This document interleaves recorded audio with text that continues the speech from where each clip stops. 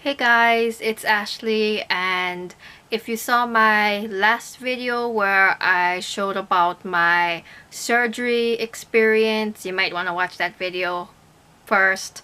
In that video I was like dealing with a really rough recovery, and that wasn't only because of the surgery, that was also because of the IUD that was placed in my uterus at the same time, or like right after she did the surgery for my endometriosis. So my body was like healing from the surgery and also the insertion from that. People have been asking me what my results was because I didn't mention it in the vlog because I didn't know yet. And also I know not everyone follows me on Instagram because I posted on there what my results were. First of all, I had a really I was getting way too much side effects from the IUD.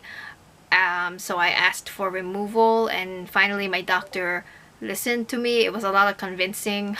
I know she didn't really want to take it out because it was kind of like my last option to treat my endometriosis, and now there's nothing really left for me to do because I've tried so many different types of birth control and different ways of birth control, and they all fail on me, or they give me like a really bad side effect, and it's just not good. It makes everything worse than better for me. So anyway, so my surgery was on March 8th, and it was to check if I have endometriosis or not.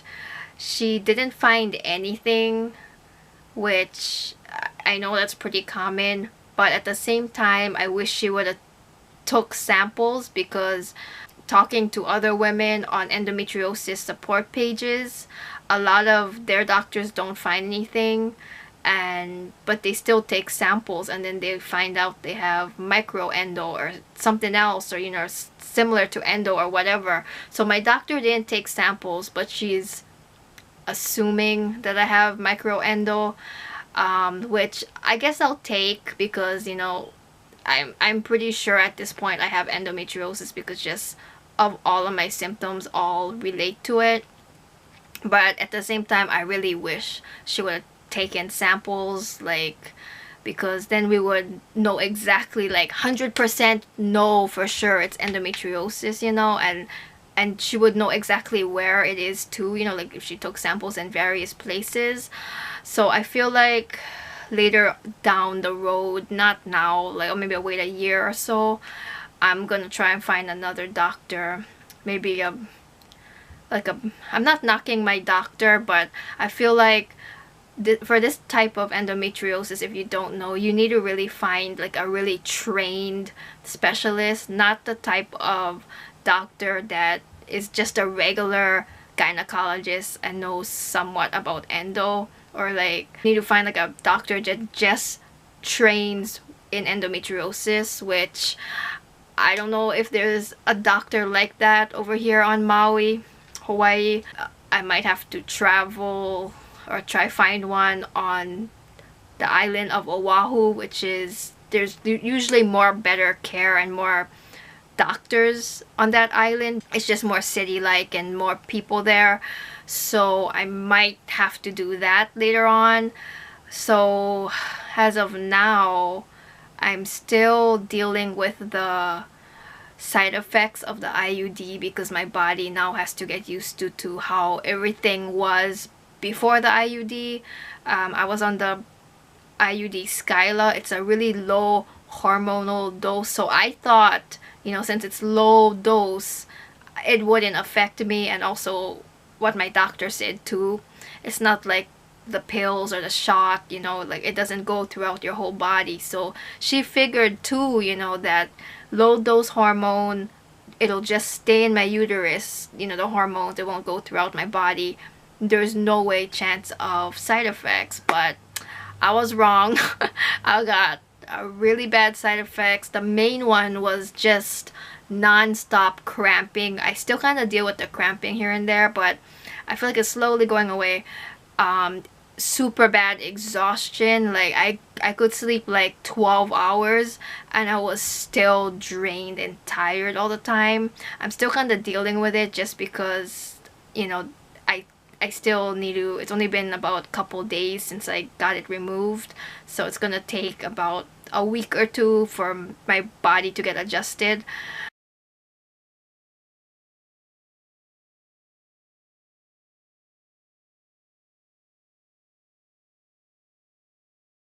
Really bad depression. I was diagnosed with depression at 16, but for the most part, since about when I turned 19, I'm 23 now, things got really better for me and my depression was really under control. But ever since I had the IUD in, it was like I was back at high school where I just couldn't stop crying randomly, and sometimes I would just be crying all day, all night. Like I couldn't control it. Like I wouldn't even be sad about anything, but I would just start crying like crazy and just have horrible thoughts in my head.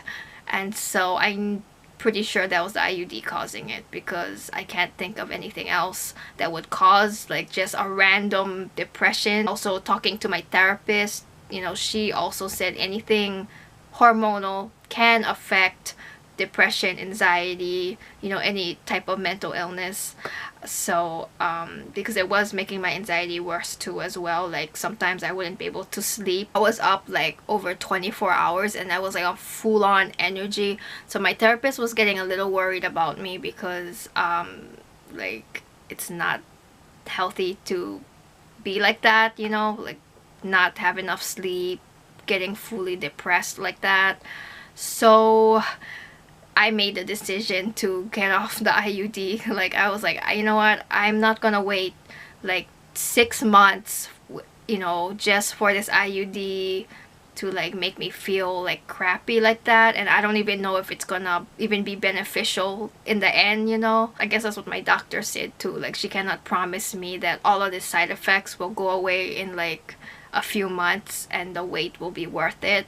Like stuck again which is annoying and just one of those things that a lot of people deal with when they have endometriosis or any type of chronic illness, you know, like what's the next step now, you know, because there's no cure for this.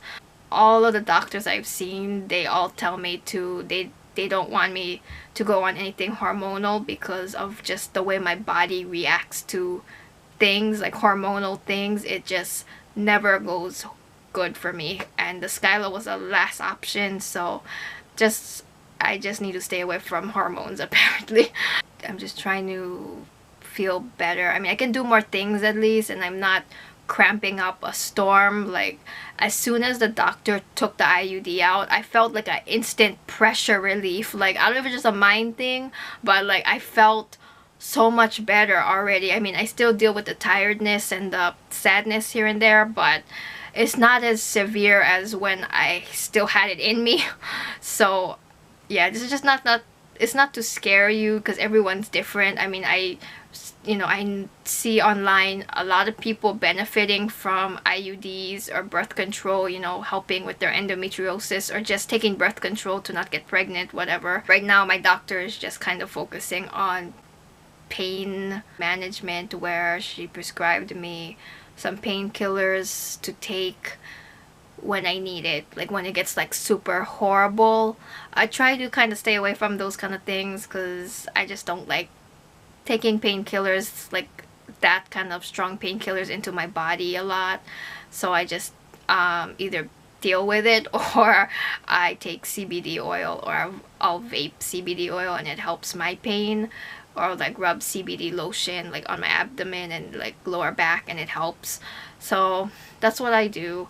But yeah, it's just a random update video, and maybe anybody else dealing with endometriosis can give me some advice or like some tips what I should do next, because I feel like I'm kind of stuck like where I was in. I mean, I'm glad my doctor did the surgery. I just wish she took samples, like, and she even said that she would, but she didn't because she didn't see anything. But still, like, you still, like, I feel like she still could have taken some samples here and there. Like, I don't know. That's the endometriosis update and what I've been going through. I haven't uploaded in a long time because I was dealing with so much cramping pain and depression. Mostly my depression. I was just like in this like like horrible dark state. It wasn't healthy. So I'm trying to get back into things, forcing myself to do things, and eventually I can get back into the normal swing of things.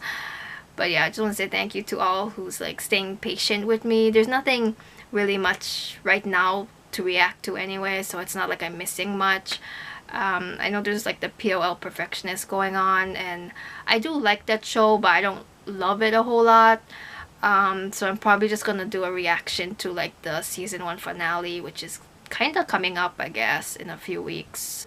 And the next thing that's coming up in June is Andy Mack, which I'm gonna be reacting to that, and by then I'm obviously gonna be well by then. I mean, I'm pretty sure. Thanks for watching this whole thing if you did, and I'll see you guys later. Bye guys. Peace out.